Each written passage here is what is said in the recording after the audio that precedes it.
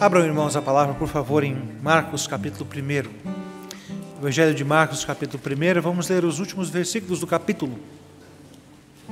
Marcos 1, de 40 a 45.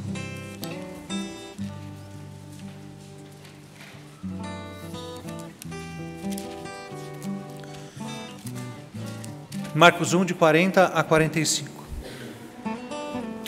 Diz assim: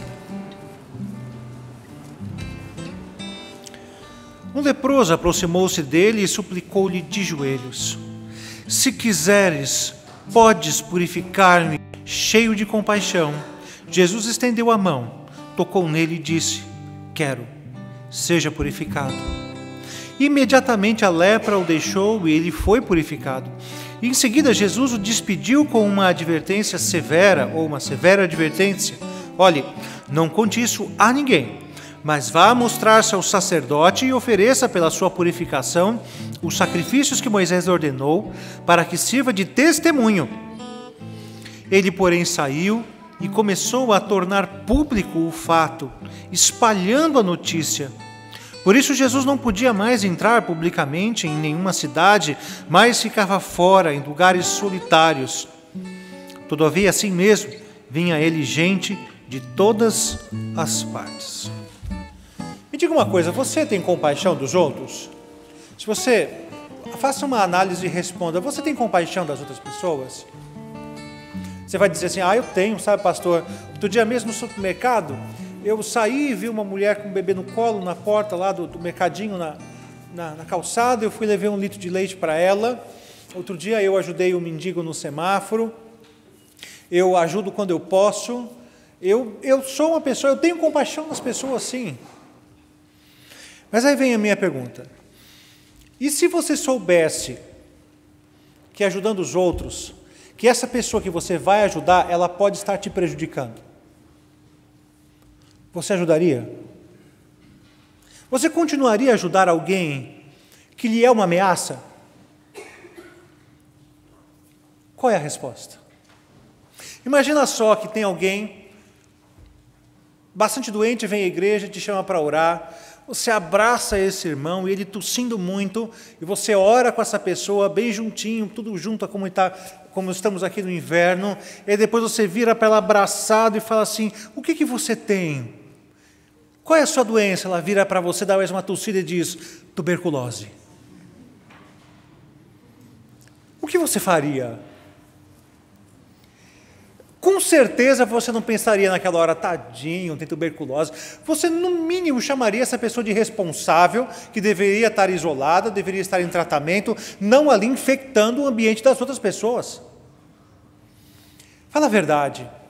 A gente até está disposto a ajudar os outros, mas por quanto que isso não me atinja, isso não me fira, por quanto que isso faça parte só de um anexo, não da centralidade daquilo que eu sou.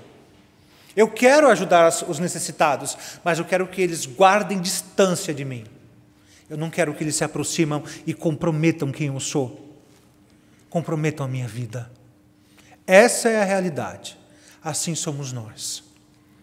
Mas assim não era Jesus. Aliás, ele era o oposto disso.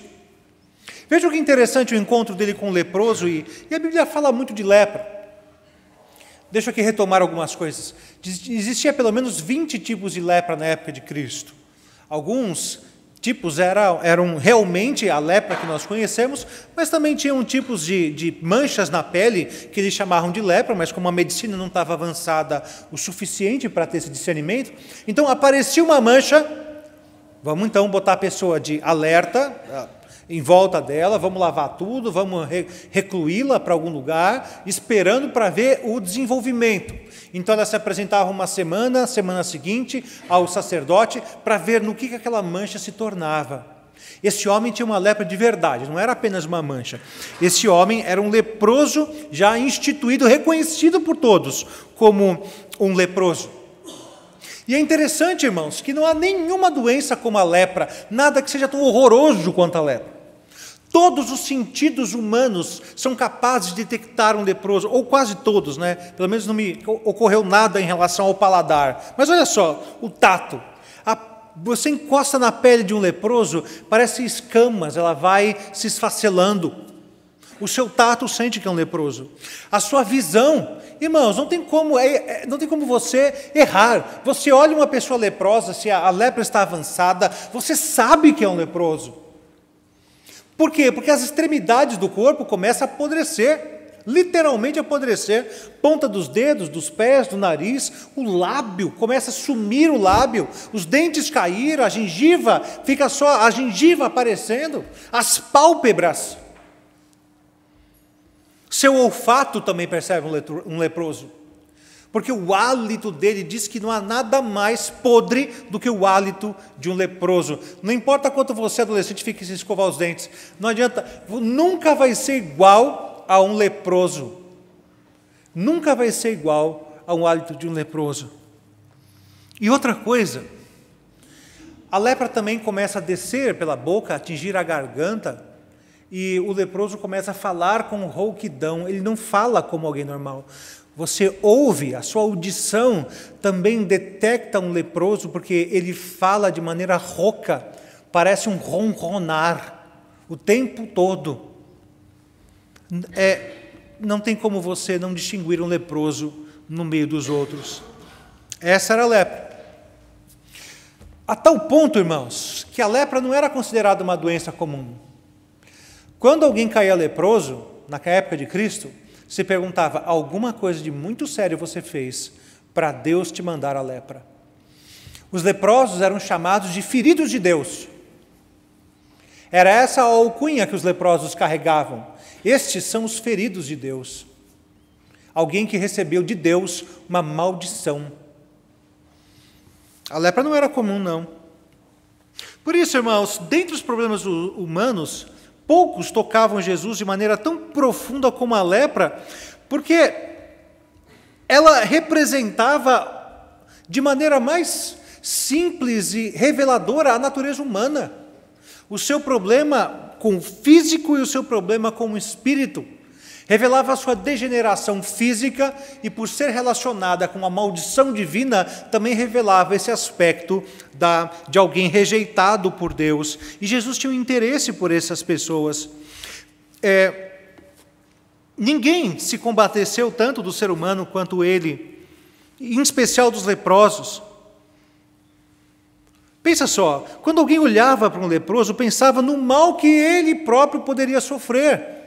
O leproso está próximo, nossa, eu posso ter problemas com isso. Uma pessoa tão sofrida, com tantos problemas, e no entanto, quando alguém são se aproximava, esse alguém são não pensava nessa pessoa, pensava em si próprio. Posso pegar esse negócio, vou ficar bem longe. E era tanto que haviam mecanismos para que os leprosos ficassem bem distantes dos outros.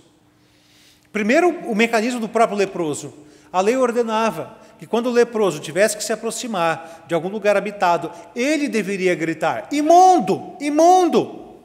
Porque o leproso também era cerimonialmente rejeitado. O leproso não podia entrar na sinagoga, o leproso não podia entrar no templo. Ops, caiu. O leproso não podia habitar numa cidade, existiam ali os vales de leprosos. Mas se o leproso insistisse, então, logo o judeu já pegava uma pedra e tratava de manter o leproso à distância e apedrejava, jogava pedras nele, até que, se ele mantivesse uma distância, que ele saísse, uma distância segura. Por incrível que pareça, havia até uma lei medindo a distância que você podia chegar do leproso.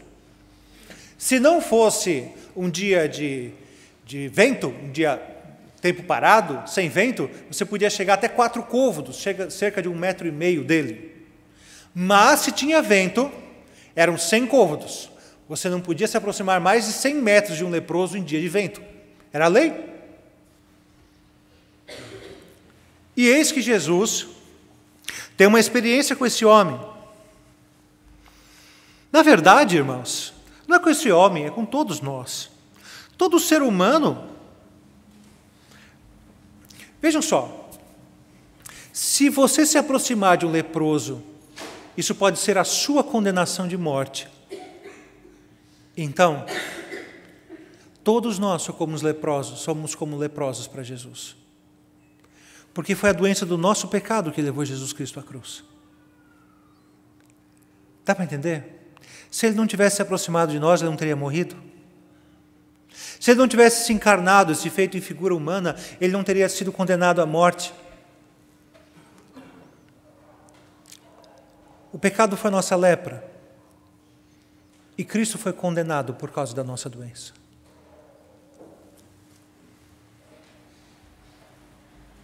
Todo ser humano era como um leproso para ele. Primeiro porque ele se encarnou, irmãos. O texto que nós lemos em Romanos 8, diz que ele se encarnou não num corpo incorruptível, ao contrário. A natureza humana de Cristo, fisicamente, era sujeita ao pecado. E a maior prova disso é que ele foi capaz de morrer. Eu já disse isso várias vezes. Se Cristo tivesse a natureza humana de Adão antes de pecar, Cristo não seria passível de morte. Mas foi justamente por ser filho de pecadores, ou a sua mãe ser uma pecadora, que ele carregou sobre si a essência do físico contaminado pelo pecado. E embora sem nunca ter cometido um pecado, isso não lhe seria possível, ele tinha um físico, a sua natureza humana era uma natureza humana com as agruras do pecado. Ele podia sofrer, podia morrer, podia sentir sede ou fome ou doença. Todas essas coisas ele experimentou em nosso lugar. A lepra do pecado já começa por aí. Mais do que isso, Jesus Cristo levou sobre si a nossa natureza e morreu em nosso lugar, carregando o peso pelo nosso pecado. Deixa eu fazer uma comparação para vocês.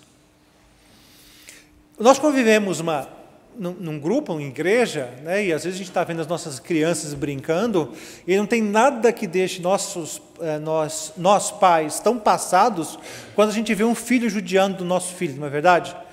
Ah, meu Deus, isso é querer fazer morrer.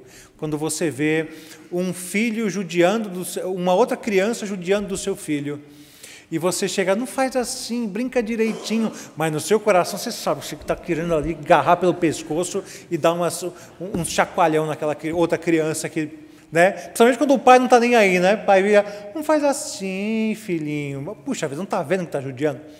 E você lá no seu coração, você não tolera que o seu filho sofra por causa de alguém agredindo ele.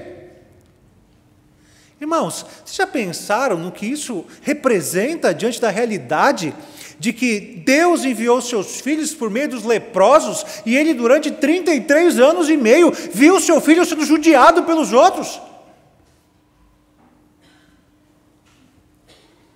Já pararam para pensar?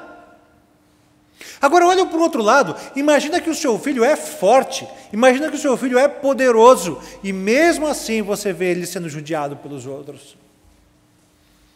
Se é o seu filho, você vai dizer o quê? Reage, moleque, não deixa ninguém te bater, não.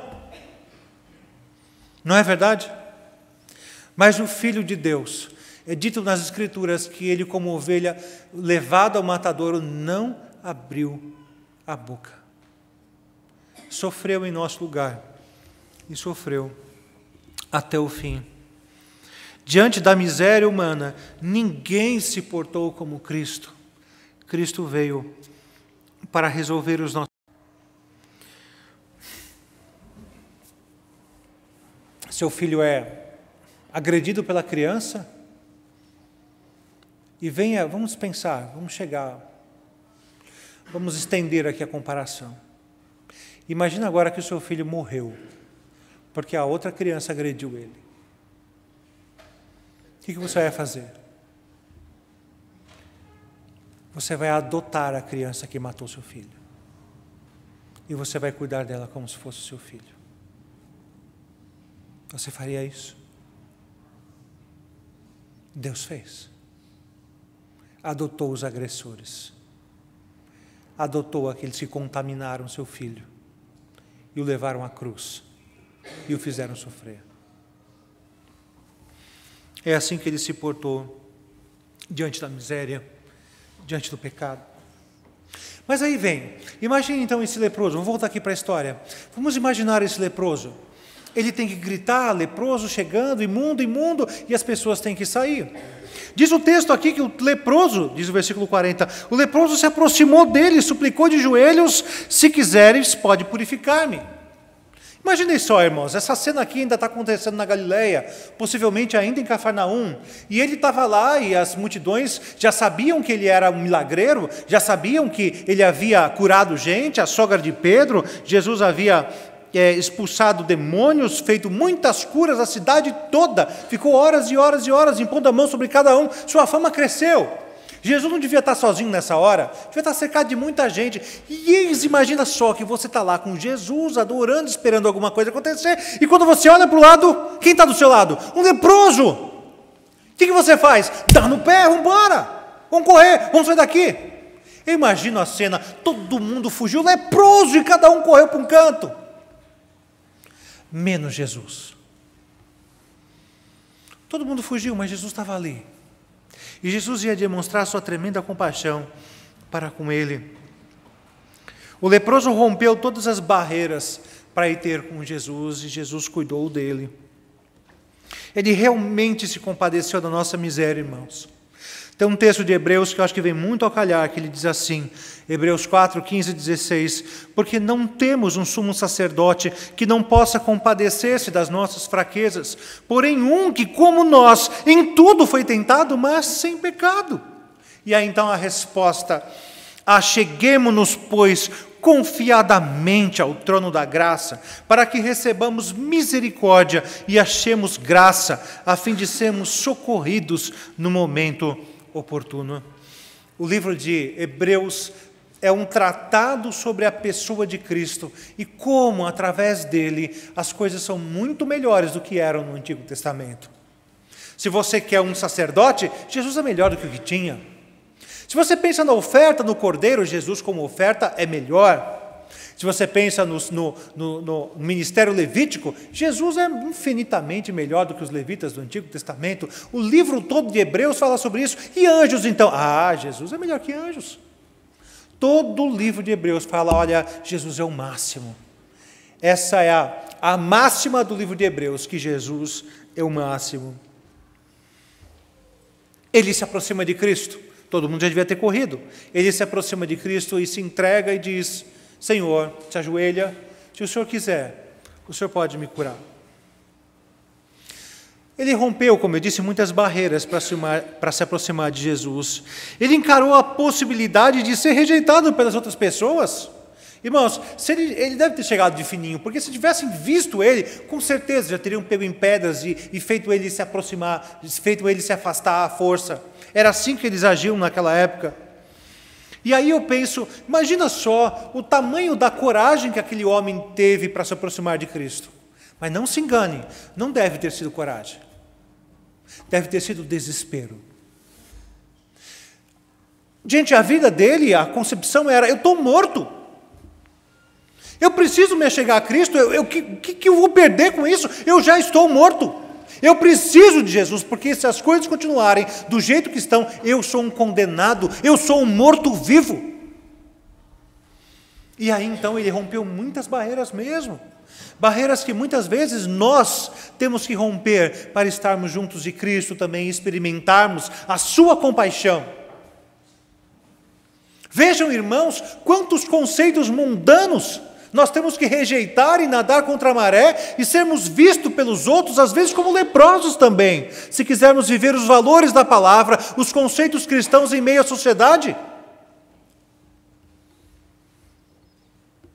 Quantos adolescentes cristãos são chamados de gays pelos coleguinhas porque eles não querem se relacionar e beijar as outras meninas? Ter namoradinhos ou namoradinhas? E Deus nos chamou para isso mesmo. Para sermos diferentes, mesmo que sejamos rejeitados pelos outros. Quantos de vocês já não rejeitaram happy hour com seus colegas? Quando ficam tramando coisas que você sabe que vão desagradar a Deus na sua vida? Quantos de vocês já nos fizeram antipáticos por não quererem expor seus ouvidos a fofocas e dizer: eu não quero conversar com esse assunto, sobre esse assunto, se você quiser falar dessa pessoa, você deveria ir direto a ela? E então você sai, dá as costas, e os outros dois que ficaram dizem assim, nossa, mas que antipático, que antipática. O tempo todo, irmãos, nós temos que romper barreiras com o mundo se quisermos viver diante de Cristo. E Deus nos chamou para isso mesmo. E você vai enfrentar isso, sinto muito dizer, mas até a tua morte. Ou então quando Cristo voltar, o que acontecer primeiro. Mas não desanime, porque se você fizer isso, você vai ter intimidade com Cristo. E você vai experimentar a compaixão dele. E a compaixão de Cristo é muito melhor do que o amor do mundo. Não tem nada igual a isso. Não tem nada que se compare a isso. Isso foi fé verdadeira. A fé verdadeira não consiste somente em crer. A fé verdadeira consiste também em rejeitar outras crenças. Quando você se coloca de joelhos diante de um Deus, você se fez inimigo de todos os outros deuses. É a isso que nós somos chamados. Então, olhe só o que significa isso. É confessar Cristo diante dos outros. E Cristo mesmo disse da importância disso. Portanto, todo aquele que me confessar diante dos homens, também eu o confessarei diante do meu Pai que está nos céus. Mas qualquer que me negar diante dos homens, também eu o negarei diante do meu Pai que está nos céus. Ele espera que você faça uma escolha por Ele, diante de quem quer que seja. Rejeite os outros. Se isso significar rejeitar a Cristo, rejeite os outros antes. Por Cristo, para Cristo. Ele tem que ser o nosso amor maior, o nosso amor verdadeiro, diante de todas as outras coisas. Ele então se aproxima de Jesus e diz, se quiseres pode curar-me. Vejam só as coisas tremendas que ele disse só por causa dessa palavra, só por causa dessa frase. Primeira coisa que ele constatou aqui foi que Cristo tinha poder. Ele é poderoso, ele não é como qualquer outro. Cristo tem de fato poder. Ele é dono da doença, do mar, do céu, dos animais, tudo lhe está submisso. Cristo tem poder. Essa confissão de fé do leproso também dá uma outra ideia aqui. O leproso sabia que esse poder existia ali por conta de um propósito. Ora, ele tem poder, mas o poder está sobre o querer. Ele tem o poder, mas ele tem uma vontade. E o seu poder está sujeito à vontade que ele tem. Ele não vai usar o seu poder de qualquer jeito. Ele não é um totem no qual você toca e dali então sai poder e qualquer um então está à disposição de qualquer um. Não é a sua vontade que faz com que aquele poder seja manifesto, mas é a própria vontade dele que manifesta o próprio poder. Tem mais coisa? O leproso tinha a correta compreensão de que ele próprio não era a razão da existência daquele poder ou a razão do Messias ser poderoso. Mas ao contrário, o Messias não estava em função dele, mas ele estava em função do Messias. Se o Senhor quiser, o Senhor pode me curar. Ele não está aqui dizendo assim, olha, o Senhor só vai ser Messias se me curar. O Senhor só será poderoso e eu só vou reconhecer o seu poder se o Senhor me curar. Não é nada disso que ele está dizendo. Ele está dizendo, se o Senhor quiser, o Senhor pode me curar. Às vezes a gente age assim com Cristo, não é? Você ora pedindo alguma coisa, e se essa coisa não vem, você vai embora e diz, Deus não existe. Se existisse, eu teria sido atendido. Não é isso que ele está dizendo. O Senhor é poderoso e ponto. Se o Senhor quer ou não me curar, é outra história, mas que o Senhor é poderoso, é. Foi essa a compreensão que ele teve a respeito do nosso Mestre. E então vem o resultado disso. Tem alguns verbos aqui interessantes que tem um autor que os destaca, eu gostaria de fazê-lo também. O primeiro verbo está aqui, no versículo 41. Jesus se compadeceu. Gente, foi assim, é muito interessante você ver quanta proximidade existe desse texto com Isaías 53. Quando diz que ele como ovelha foi levado ao matadouro, que ele levou sobre si as nossas enfermidades, e nós o julgávamos por aflito e ferido de Deus. Exatamente a alcunha que os leprosos carregavam na época de Cristo. Ferido de Deus, aflito, mas que levou sobre si todas as nossas enfermidades. O castigo que nos traz a paz estava sobre ele, e pelas suas pisaduras nós fomos sarados. Isaías capítulo 53. Ele se compadeceu de verdade. O segundo verbo que está aqui ainda no versículo 41, Jesus estendeu a mão. E você vê quão representativo isso é, irmãos. Nós temos aqui dois reinos sendo representados: o reino de Deus inaugurado e o reino dos homens perdido, destinado à morte. E agora o reino dos céus vai se aproximar do reino dos homens e vai estender a mão e trazer e resgatar esse homem da morte para a vida, do pecado para a limpeza, a santidade. Jesus faz uma ponte. Não foi isso que Paulo escreveu a Timóteo? Não há outro mediador entre Deus e os homens, senão Jesus Cristo, o homem. Não foi isso que escreveu João? Ele é a propiciação pelos nossos pecados, 1 João 2, 1 em diante. Ele é a propiciação pelos nossos pecados, mas não somente os nossos, mas também os do mundo inteiro. Não foi isso que ele disse aos discípulos em João 14? Eu sou o caminho, a verdade e a vida, ninguém vai ao Pai senão por mim. Ele estava fazendo um pecador trilhar um caminho da salvação. Ali, naquela hora, diante de todo mundo, que possivelmente estavam ali, assistindo a uma distância segura. Ele se compadeceu, ele estendeu a mão e ele tocou. Ele quebrou todas as leis. Ele quebrou todos os paradigmas. Ele tocou num leproso. O céu desceu à terra nessa hora. Ele tocou o leproso. E depois o último verbo, ele diz: eu quero te curar. Eu quero. Às vezes a gente olha para Cristo como se fosse um mártir. Tem até um cântico, que eu detesto, que diz: ele veio ao mundo para ser mártir da paz. Mártir, uma ova. O mártir morre antes da causa estar completa. Ele não foi mártir, ele não foi pego desprevenido, ele entregou a sua vida no momento em que ele disse que sua hora era chegada. Ele se entregou. Ele morreu porque ele quis morrer. Ele não foi um mártir. Ele próprio disse: a minha comida, a minha bebida é fazer a vontade do meu Pai. E novamente recordando Isaías 53, diz ao final que ele verá o fruto do seu penoso trabalho e ficará satisfeito com o que fez, contente. Cristo fazia isso com alegria, entregava a vida, vivia entre nós, vivia como nós, e isso não lhe era um fardo. Já pensaram nisso? Isso não era um fardo para ele.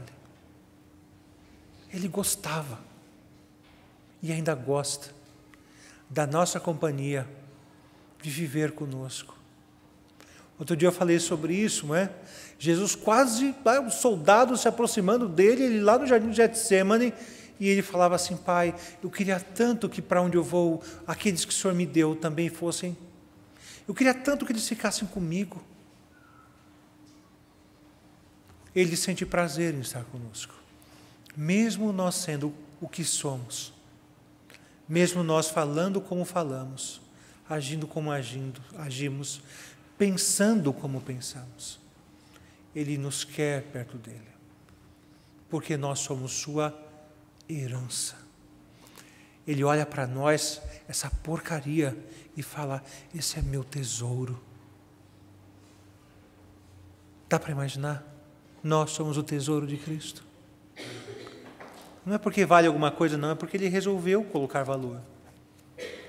Essa é a diferença. Ele quis.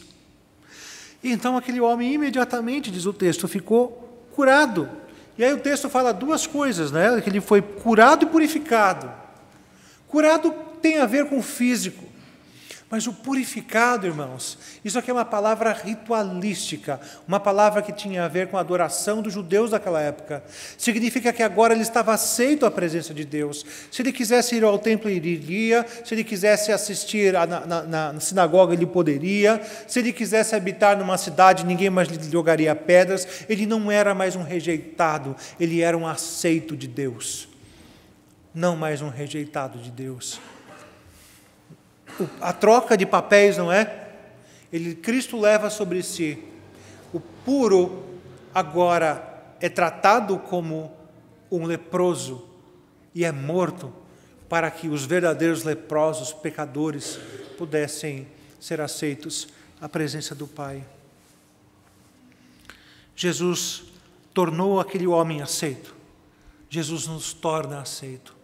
Nunca se esqueçam, eu sei que às vezes o pecado, a sujeira do pecado nos dá a impressão de que nós não somos mais aceitos. Mas o sacrifício de Cristo fez uma coisa importante por nós. Fez com que a tinta do pecado não pegasse mais. Já viram isso? Outro dia eu fui numa loja e vi uma coisa impressionante. Tinta à prova de pichação. Já viram isso? O cara vai lá com spray, passa e a tinta escorre, não impregna. Cristo nos pintou com uma tinta que sai, com uma tinta que não pega mais a outra tinta do pecado. Cristo passou em nós o produto que é o seu próprio sangue, fazendo com que a mancha saísse logo, fácil. É só passar um paninho. Isso chama-se arrependimento. Isso se chama oração de arrependimento. Portanto, irmãos, diz Romanos 8, nenhuma condenação há para os que estão em Cristo Jesus. Nenhuma condenação há. O pecado sai, não deixa mais suas marcas, suas garras não são mais visíveis. Nós não estamos na carne, nós estamos no Espírito. Jesus então mandou ele embora. Deu uma ordem, e essa ordem aqui foi muito dura. Aliás, de tudo aqui, até um contraste, porque essa palavra que está escrito aqui, no versículo 44, olhe, não conte a ninguém. Jesus estava realmente bravo com ele, falou muito sério com ele. Não conte a ninguém o que aconteceu aqui. Mas antes, ofereça pela sua purificação os sacrifícios que Moisés ordenou para que sirva de testemunho. Então era mais ou menos assim. O leproso, quando ele mostrava que as suas chagas estavam melhores, ou que ele era curado, ou que aquela não era a lepra mesmo, mas era um outro tipo de lepra que sara, isso acontecia naquela época, muitas doenças de pele também eram chamadas de lepra. Então, quando o sacerdote via que aquilo sumiu, a mancha sumiu, então ele tinha que levar 2 aves vivas ao templo. Uma das aves era morta, e seu sangue era escoado. A outra ave viva pegava ela e manchava essa ave com o sangue da ave morta e soltava. Era esse o sacrifício pela purificação da lepra. Se você for lá no Antigo Testamento, você vai ver isso. E olha que interessante, ele diz assim, para que isso sirva de testemunho. Irmãos, não tem nada melhor do que você obedecer a Cristo. Por que Cristo mandou que ele não dissesse a ninguém e fosse lá ao sacerdote? Primeiro porque a fama atrapalharia, e de fato atrapalhou, o cara não obedeceu a Cristo. Diz o versículo seguinte, ele, porém, saiu e começou a tornar público o fato, espalhando a notícia, e Jesus, por causa disso, não podia mais nem sequer ficar publicamente na cidade, mas tinha que ficar fora, no deserto, no ermo, e lá as multidões iam até ele. Atrapalhou, ele não deveria ter feito isso. Ele devia estar muito alegre, contente, ele devia ter boas intenções, mas nada disso era suficiente. Ele não obedeceu.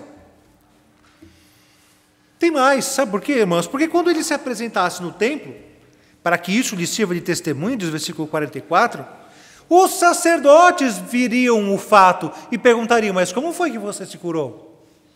A lepra estava tomando tanto, o que aconteceu? E era o momento que ele poderia ter dito aos sacerdotes, aos líderes religiosos, foi um tal de Jesus que eu encontrei. Foi ele que me curou e me limpou. Ele deveria ter obedecido. O testemunho era para chegar lá no templo, ele disse. E também, porque Jesus não veio negar as leis do Antigo Testamento.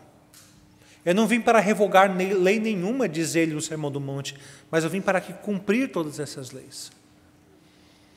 E ele então mandou fazer exatamente aquilo que Moisés trouxe da parte de Deus. E ele cita ainda Moisés, porque Moisés era o representante das leis do Antigo Testamento. E ele não fez. Mas o texto deixa claro que não é o homem que consegue estragar o plano de Deus. Termina o texto dizendo: todavia a si mesmo vinha a ele gentes de todas as partes. E aqui termina o relato de Jesus em Cafarnaum. Jesus vai continuar na Galileia, mas em Cafarnaum e também em outras partes. O capítulo 2 ainda tem um pouquinho de Cafarnaum. Pois bem, irmãos, se eu pudesse resumir a mensagem de hoje, eu diria o seguinte: Cristo tem compaixão. E Ele demonstra essa compaixão de maneira muito especial na nossa vida, na nossa redenção. Ele fez isso com o leproso, e nós somos leprosos diante de Deus por causa do nosso pecado. Cristo Jesus, Ele demonstra compaixão quando nós demonstramos também nossa fé genuína.